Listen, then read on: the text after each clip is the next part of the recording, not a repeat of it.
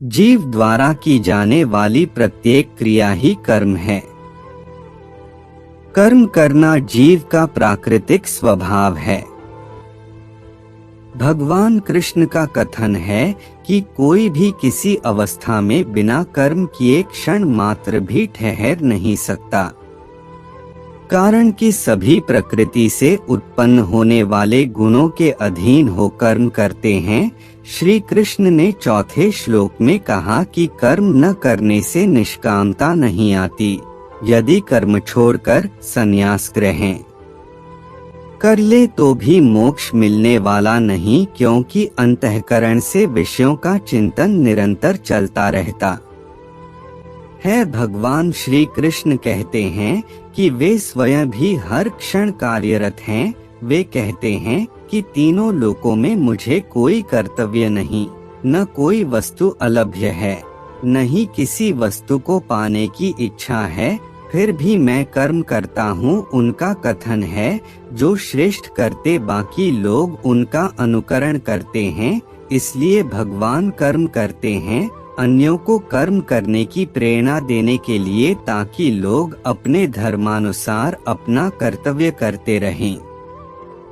भगवान बार बार जीव द्वारा कर्म करने पर बल देते हैं। वे कहते हैं, कर्म न करने से कर्म करना श्रेष्ठ है। जो तुम सभी प्रकार के कर्मों का त्याग कर दोगे तो तुम्हारी देह की रक्षा भी न होगी।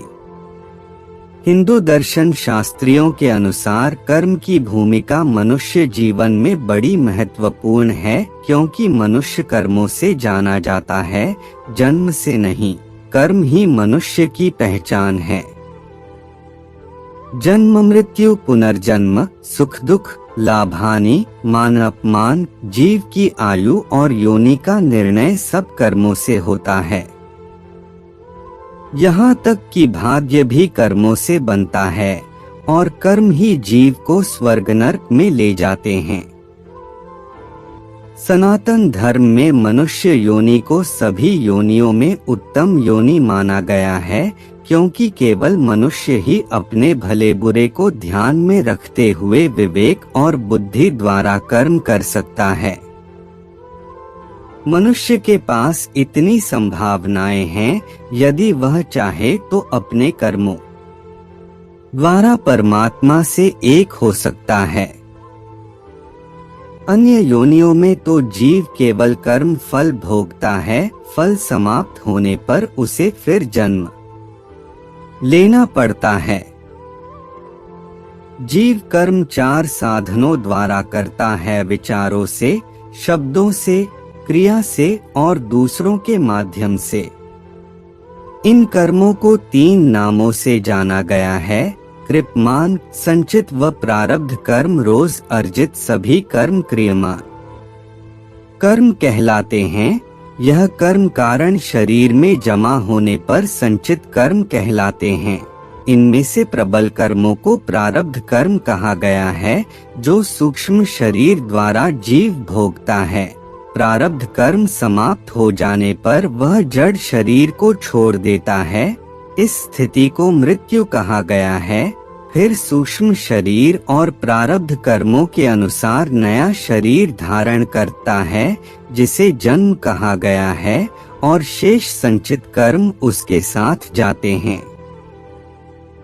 जड़, सूक्ष्म, कारण और महाकारण 4 शरीर और क्रियमान, संचित और प्रारब्ध 3 प्रकार के कर्मों पर जीव का जन्म मरण का चक्र चलता रहता है।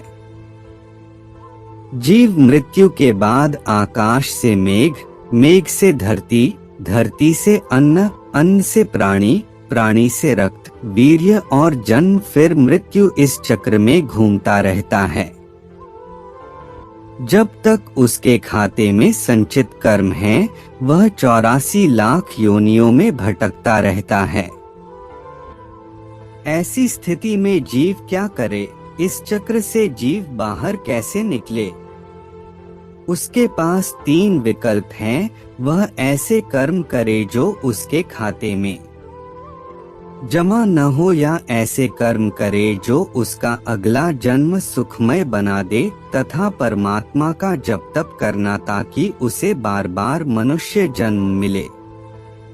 इसके लिए जीव कैसे कर्म करे, यह समझने के लिए कर्मों को गुणों के आधार पर हम दो श्रेणियों में बांट सकते हैं: करने योग्य अर्थात शास्त्र सम्मत कर्म और निषिद्ध अर्थात शास्त्र विरुद्ध कर्म। शास्त्र सम्मत कर्म पुण्य कर्म कहलाते हैं और शास्त्र विरुद्ध कर्म पाप कर्म कहलाते हैं। इन कर्मों का फल हमें भविष्य में अच्छे और बुरे फल के रूप भोगने को मिलता है। पुण्य और पाप कर्मों को करने के पीछे जो भाव होते हैं, उन भावों के आधार पर पुण्य और पाप कर्मों को भी दो दो श्रेणियों में रखा गया है। पुण्य कर्मों में पहला सकाम और दूसरा अकाम कर्म तथा पाप कर्मों को सकाम और अनिच्छित कर्मों में रखा गया है।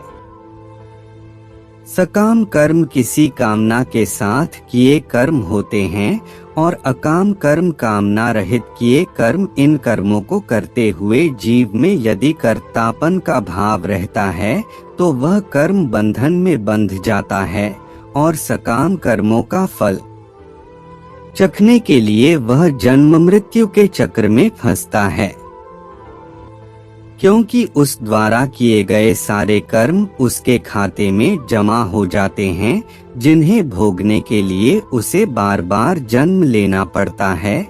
इनको भोगे बिना उसका छुटकारा नहीं।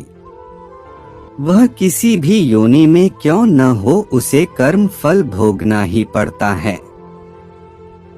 परमात्मा भी जब अवतार लेते हैं तो उनको भी कर्म फल भोगना पड़ता है। जीव भी मुक्त आत्मा का अवतार है। सूक्ष्म शरीर में यह जीवात्मा कहलाता है और जड़ शरीर में जीव। यह जीव जन्म मरण के चक्र से बाहर कैसे निकले? दर्शन शास्त्रियों का मत है कि वर्तमान जन्म हमें पहले से संचित और प्रारब्ध कर्मों के कारण मिला है, इसमें कुछ बदला नहीं जा सकता। अच्छा बुरा जो भी है, कर्मफल समझकर संभाव से जीना चाहिए। ज्ञान तप से इन्हें समाप्त करना चाहिए। जो कर्म अब कर रहे हैं वह आगे के जन्मों के लिए या फिर जन्म मरण के चक्र से मुक्ति पाने के लिए होने चाहिए। इसलिए हिंदू धर्म शास्त्र जीव को अच्छे कर्तापन रहित निष्काम कर्म करने की प्रेरणा देते हैं।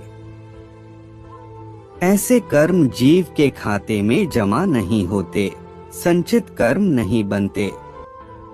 भोगने के लिए कुछ न होने पर उसे दोबारा जन्म नहीं लेना पड़ता।